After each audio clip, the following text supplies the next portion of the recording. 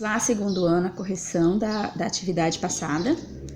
Então, no trecho do conto To Be or Not To Be, de Machado de Assis. André Soares contava 27 anos, não era magro nem gordo, alto nem baixo.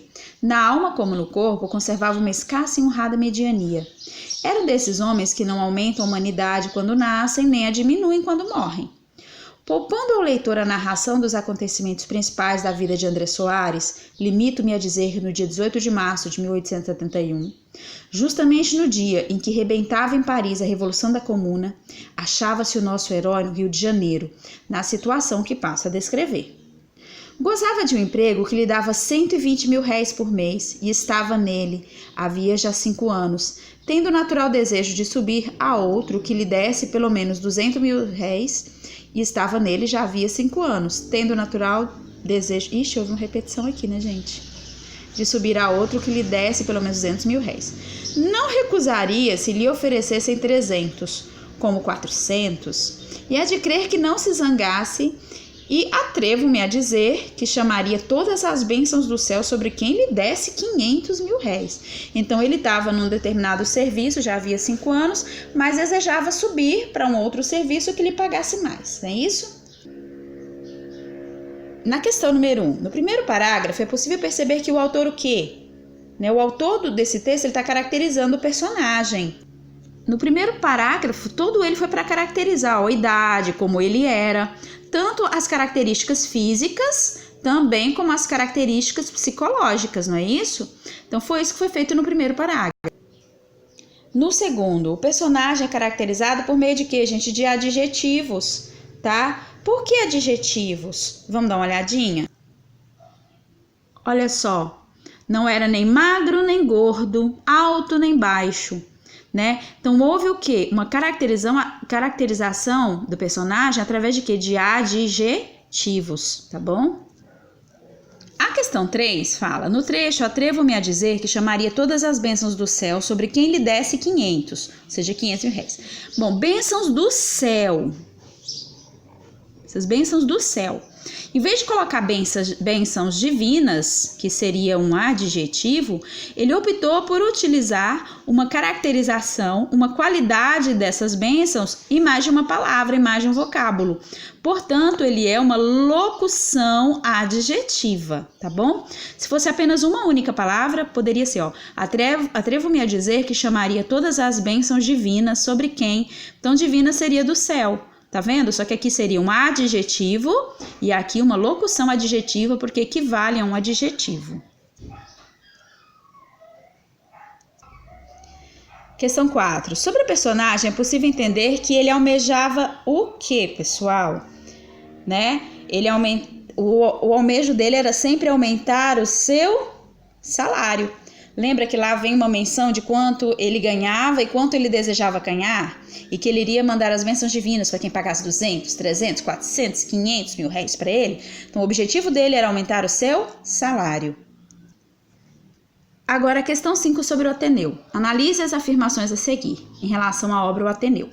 O diretor que esse fragmento menciona foi sempre um homem magnânimo e justo, atento às necessidades dos educandos do colégio. Nós sabemos que é falso, né? O Aristarco, ele punia, principalmente aqueles que não tinham grandes condições financeiras, enquanto fazia de conta que não via aqueles filhos dos pais ricos, né?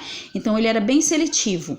Ele ajudava de maneira errônea, injusta, quer dizer, quem tinha dinheiro simplesmente não era punido ou levava penas brandas. Agora, aquele que não tinha tanto dinheiro, esse sofria severas punições.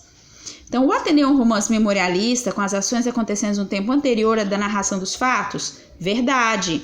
O Sérgio narra os fatos, né, no presente, contando sobre o seu passado no Colégio Ateneu. O Sérgio, o personagem, não é isso? Apresentando características do romantismo, já começou a errar, porque que é o realismo, né? Então não é romantismo, essa alternativa já começa a ficar falsa. Em seu lançamento, o romance foi saudado pela forma como o autor urdiu uma história repleta de intrigas? Não. Ele apresentou características do realismo denunciando o sistema educacional vigente nesses internatos, né? Então essa aqui ela é falsa. O Ateneu apresenta um mundo fechado ao querer moldar os meninos que ali estudam e acaba por deformar-lhes a personalidade? Com certeza, verdade. 5. Emma, a esposa de Aristarco, transforma-se em dedicada professora para os alunos? Não. A Emma não se transforma em professora, não. Ela é simplesmente a esposa do diretor Aristarco. E cujos meninos acabam nutrindo que uma paixão às escondidas, guardadas e veladas, principalmente o próprio Sérgio, ele tem sim um amor platônico, uma paixão platônica por ela, tá? Então o papel dela nessa história é isso. O 6. A história aborda 2 anos da vida do narrador em um internato masculino e é narrada em primeira pessoa por Sérgio já adulto? Verdade, tá? Então a sequência é essa aqui. Bom, na questão 6, assinale a alternativa que contém a associação correta. Na verdade, o Eça de Queiroz, ele é o principal representante do realismo em Portugal. A gente tem Gustave Flaubert lá na França, Eça de Queiroz em Portugal e Machado de Assis como principal representante do Brasil, tá? Só que a gente também tem no Brasil Raul Pompeia, Aloysio de Azevedo, além do Machado de Assis, tá? Só que o Machado de Assis é o principal. E lá em Portugal, o principal é o Eça de Queiroz. Vamos à questão 7. São características da obra de Eça de Queiroz, que é o principal representante do realismo lá em Portugal. Letra A. Com a preocupação de fazer uma vasta análise da sociedade portuguesa da época e moralizá-la. Eça de Queiroz ficou conhecido por suas críticas a instituições sociais, entre elas a família, com certeza, a igreja, também a escola e o Estado, tá? Então lembra que ele dizia que o principal objetivo do realismo era descobrir o porquê que a sociedade era tão suja, porquê que acontecia tanta coisa errada, né? Então por isso ele tinha uma visão crítica dessas instituições. Então esse aqui é verdadeiro, então a gente não marca porque aqui pede a exceção. Letra B. No livro O Crime do Padre Amaro, inaugurou o realismo português? Sim. A obra tem como mote a denúncia contra a corrupção dos padres, sim. O próprio Padre Amaro, ele vai seduzir uma menina, uma mocinha, ele a engravida e depois ele mesmo fica como responsável por dar cabo à vida desse bebê. Por isso o crime do Padre Amaro.